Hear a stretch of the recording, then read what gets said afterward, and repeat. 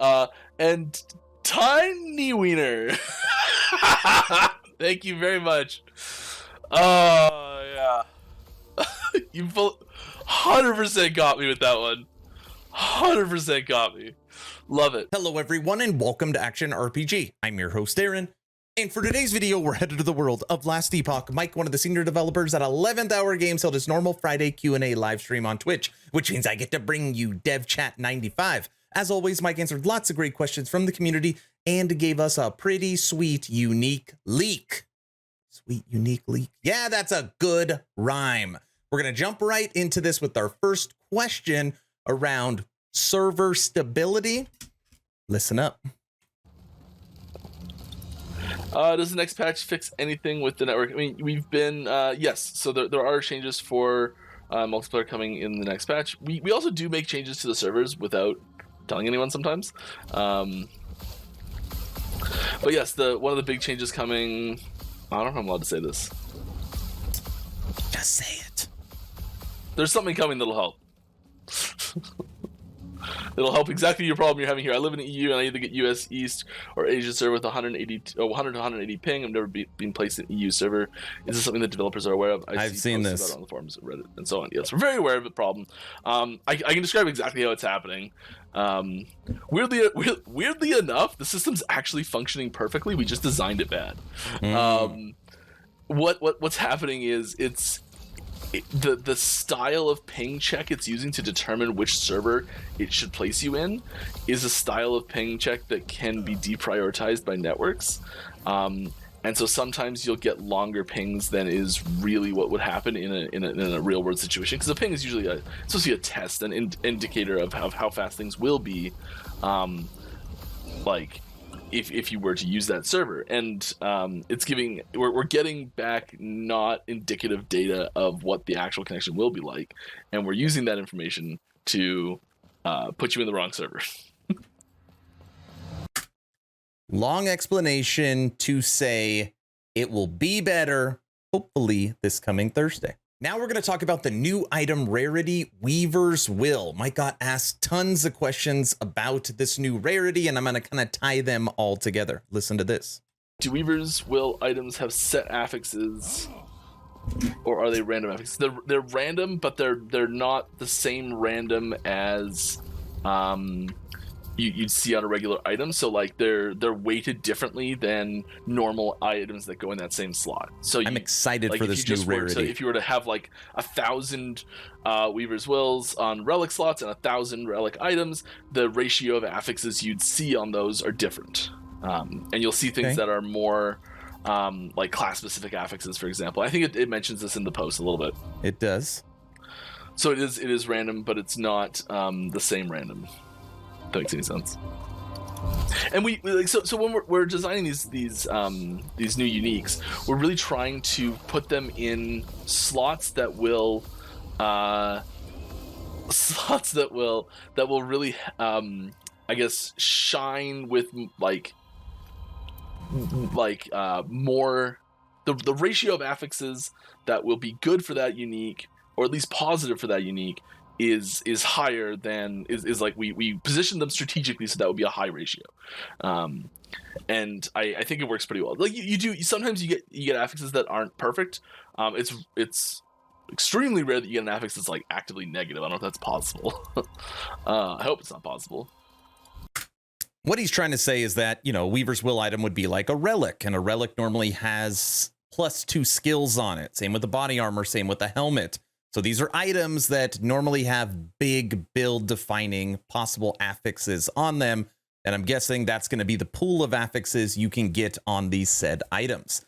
Let's continue with Weaver's Will. Could you explain a bit about the Weaver's Will items? I can touch a little bit. I won't be able to tell you much that's not in the post itself.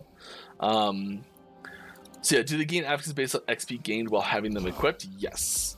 How does it select the affixes? So it likes rare affixes more. Yes, it randomly picks one, and it is a weighted randomness, so it has specific ones that it likes more than others. Are there ways to manipulate the affixes in any way? No. Weaver's Will continues. All right, next question from today's post. Can we assume legendary affixes don't change the level requirement anymore? At least in the unique ring preview, it didn't. Yes. The Weaver's Will, I know for a fact Weaver's Will items do not change their level requirement as affixes get added to them, and I'm pretty sure I know we decided we would do this, and I think because of the way it works, it has to do this because Weaver's Will is like this, that unique the pink affixes don't actually change the level of the item. And I'm pretty sure that's the way it is for legendaries too. You're gonna have to wait till patch notes to be 100% on that one, or ask me again after the stream on the Discord, and I might go look it up for you.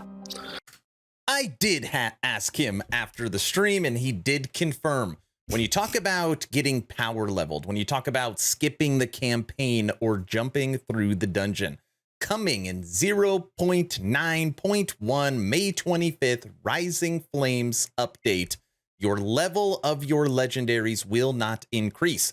So if you have a level 5 Reach of the Grave and it's got 3 LP on it, and you throw on 3 tier 5, and tier 7 affixes, you can still use said item at level 5, which is going to be absolutely massive from a leveling perspective.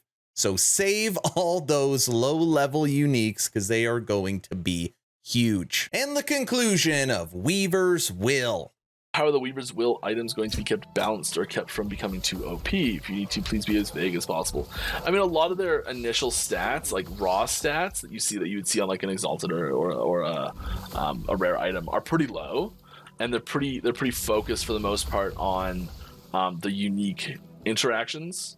I say for the most part, the unique interactions, and also just the Weaver's Will number that it can drop with. Especially early on, it'll be like you'll be getting them with lower numbers to start with. He's not done, I don't think. And that's a number we can bounce really easily. So just having that Weaver's Will drop rate change, like that value change, like the rate that it drops at higher numbers, that's a really easy way to balance those items relative to other item types in the game. I'm excited to try it, or at least farm them. Maybe, just maybe, this question came from me. All right, excited to get my Fire Tiger MTX, my Fire Necro build. How big is that pet? It's not huge. It's I would say medium. None of the pets are that big, really. Like the biggest pet, what's the biggest pet so far? It's probably the turtle. Like that's probably the biggest pet. Turtle's pretty big. Are you ready for the grand leak, the teaser of this stream? Without further ado, something new. Not this picture. Oh, it's not right at all. Whatever. Here it comes. It's a good thing I did that, though. It opened right in the center of my screen. Look at that art. All right, here we go. Boom! It's another Weaver's Will unique! Pew, pew, pew, get my face out of the way. There we go. I got a big version up here so I can see it too, because it's too tiny. Little big version.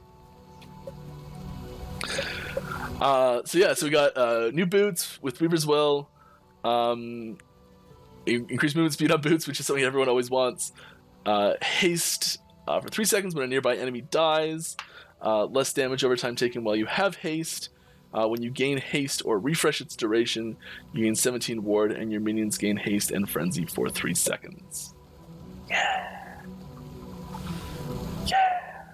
I'm coming back. And it is a very low level unique.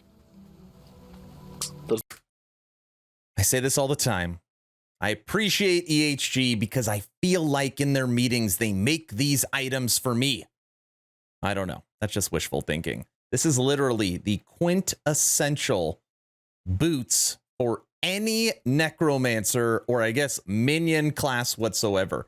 It's going to give you and your minions movement speed, including survivability with frenzy for your minions at level 16. All right, everyone, we have come to our last question for Dev Chat 95. Mike, as always, thank you for continuing your Friday live streams. The community truly appreciates it. and I am very excited for this coming Thursday, May 25th, for the Rising Flames update. Now, if you didn't know, I will be streaming Thursday, Friday, Saturday, Sunday, Monday, anywhere from 8 to 12 hours a day. We're going to be giving away Last Epoch game keys. We're going to be giving away merch. We're going to do a race. It is going to be another treasure hunt race. So it's going to be so much fun. Details on that race will be coming in the next few days. So check out the Action RPG Discord. There's going to be a ton going on.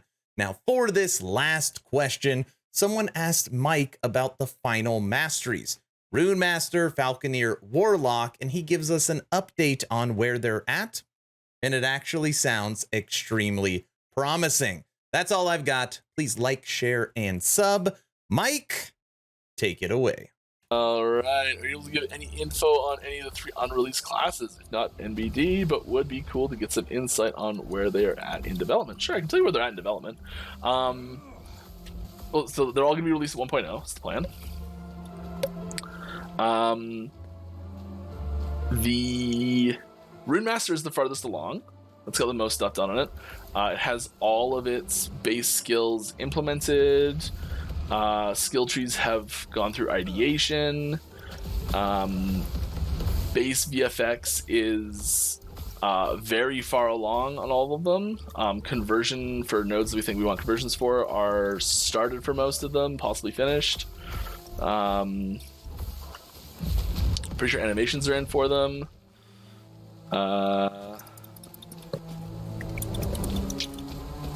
don't know what else. It's Runemaster is basically just like skill trees and good to go. Which is I think just skill trees. It's just 5 full skill trees. No big deal, right? It's a lot of work, but still, yeah. I think that's probably the next thing we're doing on those masteries.